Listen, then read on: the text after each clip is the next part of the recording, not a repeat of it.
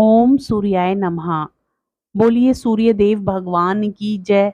मित्रों, जैसे सोमवार का दिन भोलेनाथ भगवान को समर्पित होता है, शनिवार शनि देव का दिन माना जाता है, ठीक उसी तरह रविवार का दिन सूर्य देव को समर्पित किया जाता है। ज्योतिष शास्त्र के मुताबिक सूर्य देव को 9 ग्रहों में राजा माना गया है। कहते हैं सूर्य देव की साधना आराधना करने से कुंडली के सभी दोष दूर हो जाते हैं।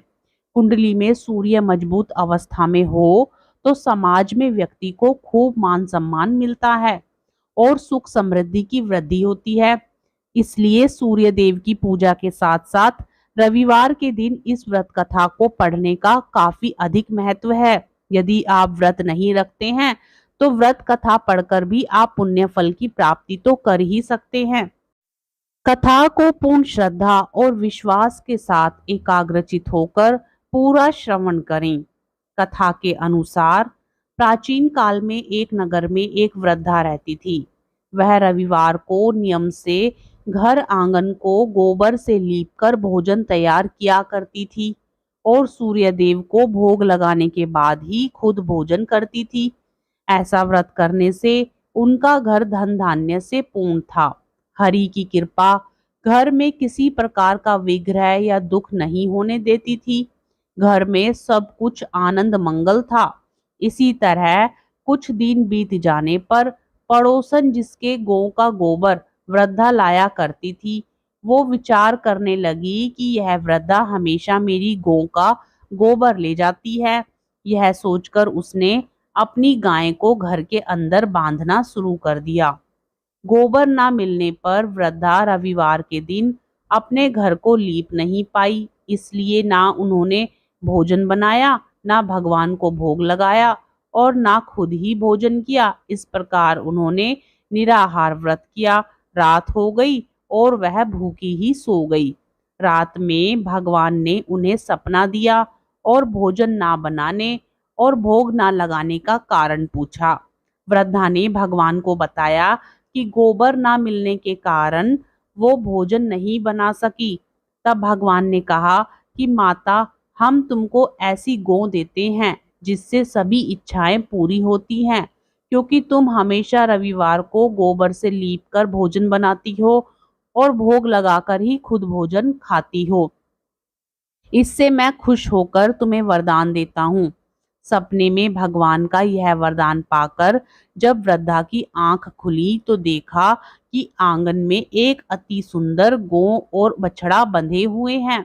गाय और बछड़े को देखकर वह खुश हो जाती है और घर के बाहर बांध देती है और खाने को चारा डाल देती है। तब पड़ोसन ने वृद्धा के घर के बाहर अति सुंदर गौ और बछड़े को देखा तो द्वेष भावना से प्रेरित होकर उसका हृदय जल उठा।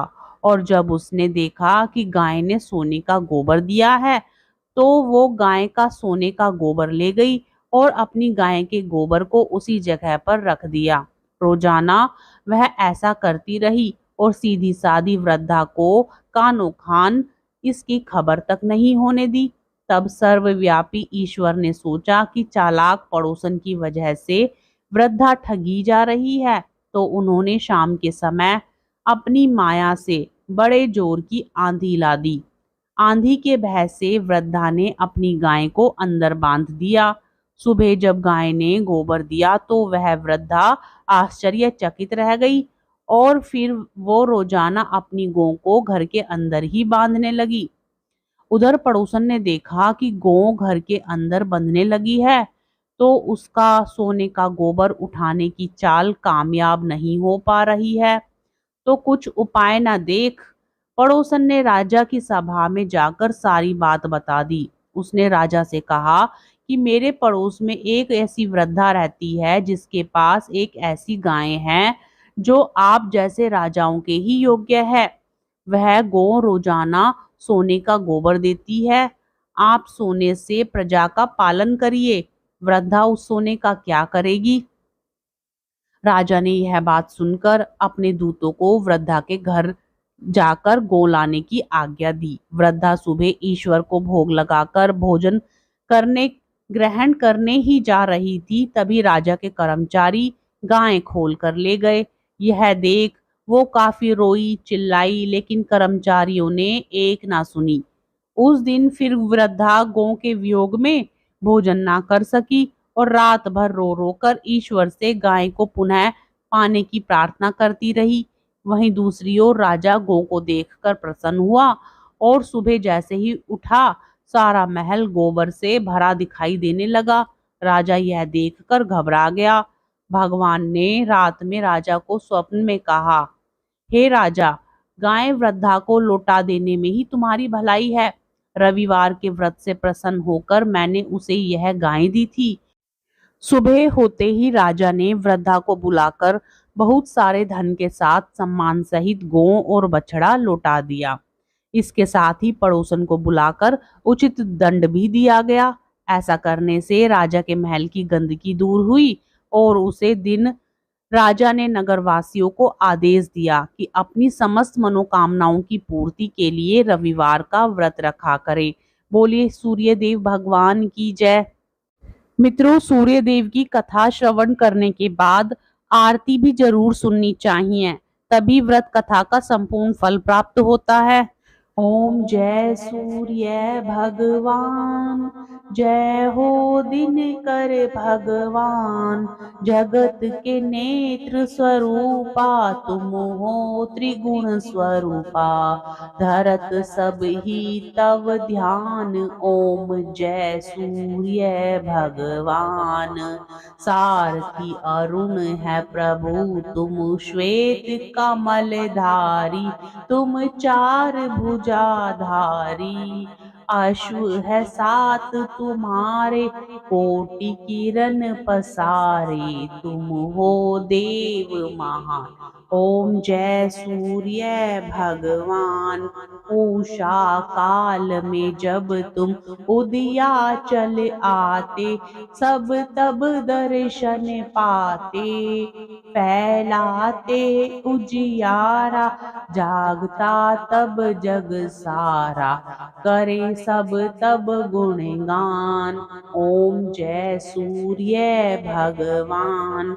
संध्या में भुवनेश्वर अस्ताचल जाते, गोधन तब घर आते, गोधुली बेला में हर घर आंगन में हो तब महिमा गान। ओम जय सूर्य भगवान।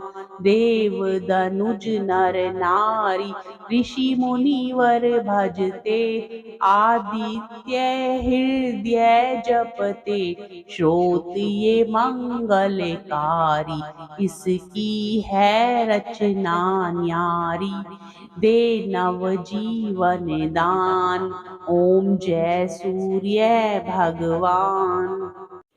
तो प्यारे श्रोतागणों, इस प्रकार कथा संपूर्ण होती है। कथा पसंद आए तो वीडियो को लाइक जरूर करें, शेयर करें, कमेंट में ओम सूर्याय नमः जरूर लिखें और साथ ही इस प्रकार की कथाएं श्रवण करने के लिए चैनल को जरूर सब्सक्राइब करें।